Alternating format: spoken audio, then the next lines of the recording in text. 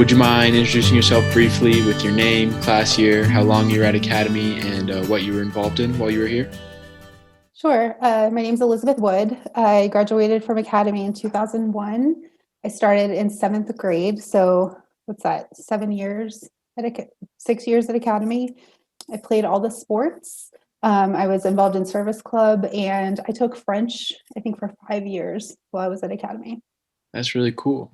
What is your current title and place of work? I'm an attorney. I work for myself. I have a really specific area of practice. I'm a guardian ad litem, which I can explain to you later a little bit what that means. But yeah, Elizabeth Wood, attorney at law. So then in a couple of sentences, do you mind summarizing like what a guardian ad litem does? So I live and work in Dayton. So in the Montgomery County Juvenile Court, I'm appointed by the court to make recommendations about what's in kids' best interest. So in the specific circumstances where a kid is charged with a crime, in Ohio, it's called delinquency, or if the parents have been accused of abusing or neglecting their children, I'm appointed by the court to make sure that the kids' wishes are known and that the best thing that can happen for them happens for them. So placement services, things like that. So kind of pivoting away from your career a little bit more towards your education, where did you go for your post-academy degrees, and did you feel like Academy did a good job of preparing you for success at this school? Yeah, I mean, Academy absolutely prepared me for college. I will say I did better in law school than I did in college. I went to Notre Dame for my undergrad. I majored in business and French, and then I went to the University of Dayton for law school immediately after. So what attracted you to pursuing law? And was this something that you thought you were going to do in high school? I take it not, because those weren't majors that would put you on track for law, but maybe you thought that. So I'm excited to hear about that. Yeah, so it's kind of funny. I never thought I would do anything else than be a lawyer. I didn't know what kind of lawyer I was going to be, but both my parents were attorneys, and I don't ever remember having another option. Really, I never considered anything else. I just knew I was going to go to undergrad, take the LSATs, and go to law school. Very interesting. So what prompted you to study business and French then? How do you think that helped prepare you for law school?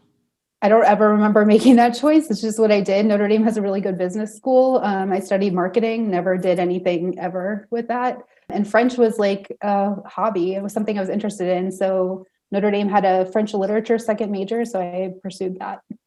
Do you think that those degrees have helped you kind of in your field, given that they're maybe a little different than what most lawyers study? No, I don't think they helped me at all. Law school is what's supposed to prepare you for practicing law. And again, I couldn't tell you why I chose business or French. Actually, I was going to say one of the benefits of going to law school and being a lawyer is that you can study anything you want in undergrad. If there's something that interests you, if you want to study literature, if you want to study art, go for it, because you don't need that training to be a lawyer. You just need to do well in the LSATs and get into a law school. That's great. So you've mentioned to me that you've kind of switched between a couple of different career paths. What prompted you to switch? What did you switch from to now becoming a guardian ad litem? And how did the transition go from one to the next? Yeah, my career has jumped around quite a bit. So when I graduated from law school, it was at the height of the recession, and there were just no jobs to be had. Even for somebody like me with an excellent education, there was just nothing. So my skill set and my training was to be a lawyer. So I hung out a shingle and I practiced law for 6 years in Columbus. At the time, I was, it's not an easy road to practice law on your own, especially if you don't have mentors, you're not in a firm, nobody's really telling you what to do. So I had an opportunity to move to Dayton and start working at the Air Force Base in contracting. So it's basically compliance, purchasing for the Air Force. And I got a lot of good training there. It was a really good job for my needs at the time, stable, regular hours. It was really excellent. After that, I went to the University of Dayton Research Institute, which is just another kind of government contracting. So I worked there for about 3 years, and I was in a position in my life at that time where I wanted to do something that I was actually living my values and do something that meant something to me. And I was in a financial position to sort of leave that job. So I left the University of Dayton Research Institute and opened up my own little practice doing guardian ad litem work here in Dayton. And I've been doing it since August. And I've been really pleased with how progressive the system is here. So will I be doing this still in 10 years? I don't know. I can't tell you that, but it's been a pretty smooth transition. I just made sure every step of the way when I've made a career change, that career change has met my needs. Just ensuring that I was getting what I wanted out of my life and out of my career with each change. That's great to hear. So it sounds like you've worked for the government, a few times and even here for a few years. What's the best part about that, or what's that like, and how does that differ from, now working in your own private practice? Yeah, no, it's night and day. Working for the federal government it's a huge bureaucracy. I think my husband now works for the federal government in a job similar to what I did. And, he goes along to get along. He fits right in. He does his work and he does his 40 hours and he's happy with it. I didn't find a lot of joy in that. I thought it was tedious. And I also wasn't inspired by the work that I was doing. It was a wonderful opportunity for me at the time, and it gave me stability that I really needed in my life during a difficult time. But being part of the military industrial complex wasn't something that I could go home and be pleased about my work for the day. But yeah, so that's a far cry from working for myself, where I make my own schedule. I decide how I'm going to handle my cases. The court trusts my judgment, and that means a lot to me. So also practicing law for myself and by myself taught me a lot about keeping my time, keeping a schedule. I don't put work off. This isn't for everybody, but it just suits my personality. So do you have any employees or interns throughout the year, or is it truly just you handling all the work, shouldering that load? Yeah, no, it's totally just me. I don't make enough money to pay employees. This is not a lucrative line of business that I'm in. But I practiced law the first time. I didn't know the first thing about practice management or the administrative side of things. I assume if I were hiring somebody, it would be an administrator, which I wish I could afford somebody to do my paperwork, but I can't. When I worked at UD, that was a pretty administrative job. And I learned a lot about file management, file maintenance. So in that sense, my career path has sort of prepared me for this. So I know you just mentioned that working at UD helped prepare you for this, but what other experiences do you think helped you? So any of the jobs and the different places you went to school, how did those help prepare you? So I did a bit of the work that I'm doing now, this guardian ad litem work, back when I practiced in Columbus. It wasn't to the same level, and Franklin County isn't, or at least wasn't at the time when I was practicing there, quite as invested in child welfare, I think, as Montgomery County is now. But I learned the basics of the kind of work that I'd be doing. So it was easy to sort of jump into this now. Or working for the Air Force taught me a lot about working within a bureaucracy, which the court really is. You learn how to interact with people in the file room, people who work at the prosecutor's office, stuff like that. So that's been really helpful. And then, like I said, the stuff at UD, I really like my coworkers there, and we all were encouraged to come up with solutions to administrative problems. And so I learned a lot about keeping my files. I'm probably one of the best organized guardians ad litem here in Montgomery County. If you need a document, I can find it for you. That's great. That's awesome. In what ways did Academy help get you to where you are today? And did you use any of the skills you learned or any of the experiences that you had while at Academy or any CA connections to get you to where you are now? I didn't make a lot of use of the career stuff, so I can't really speak to that. But of course, Academy, academics and excellence were a top priority. Nobody who goes to Academy is used to being the dumbest person in the room. So in whatever career I was in, I made sure to study up, to know what I was talking about. But the most important thing that I got from my Academy education was my friends. My best friends today were my best friends when I was in 7th grade. They know me. They know their families know me, and we're all really close. So when it came time for me to make a decision about moving, I had a group of people that I could talk to about what my needs were. They know my strengths, my weaknesses. They know they could give me all kinds of advice about, what I should be looking for. And I'll also say that so many of my classmates, my good friends, are so successful in their careers that, it's easy to take advice from people like that. And it's wonderful to have those people in my life. That's great to hear. So then kind of moving back to your career, what is something that would surprise people about the work you do? Well, something that surprises people about me is that I do this work and that I don't have children. So I'm not like a kid person, but I care about social justice and I care about marshaling government resources to help people in need. So I'm not just working with kids, I'm working with families. And something that I think would surprise people just generally about this guardian ad litem work is that the juvenile justice system is built the way that the grown-up justice system should be built. The focus is on rehabilitation, not punishment.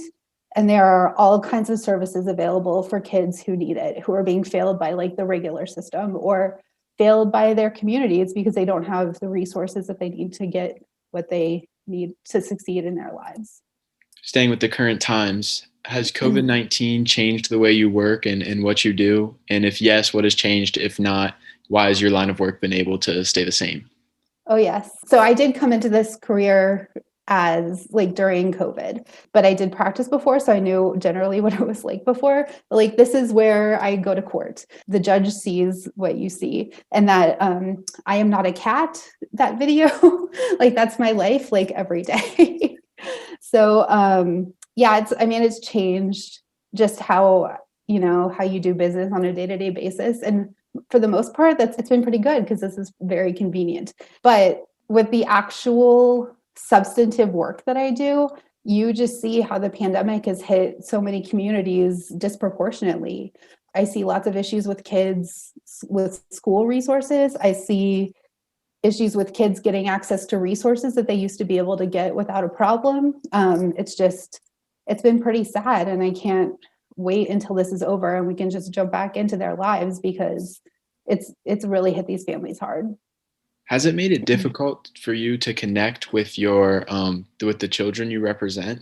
Because I imagine that has to be done via Zoom, or do you get to see them in person? Like, how does that work? It depends on the kid. My approach depends on what kind of kid I'm dealing with. If it's a baby, I Zoom with the custodian of the baby and, you can see the baby because there's not a lot of interaction there. A lot of what I do are delinquencies. So oftentimes the first time I meet the kids, they're in detention. And so I go to court and I go to juvenile lockup and I meet with the kids. And so in that sense, it's a bit of like a building trust because you have gained access to them, if that makes sense. And if they're old enough, then we talk on the phone, they text me, and sometimes I still do home visits and I go out and I see the kids and meet them in person and we sit outside and we talk. Being a guardian ad litem, it seems kind of like a niche career almost. So do you believe that there are any specific personal attributes that allow someone to be successful in your field, or what about you has made you successful in being a guardian ad litem? Oh, you think I'm successful? Thank you.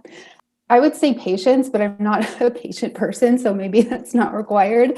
There's a level of empathy that's required because you're seeing people who live in a way that you don't live.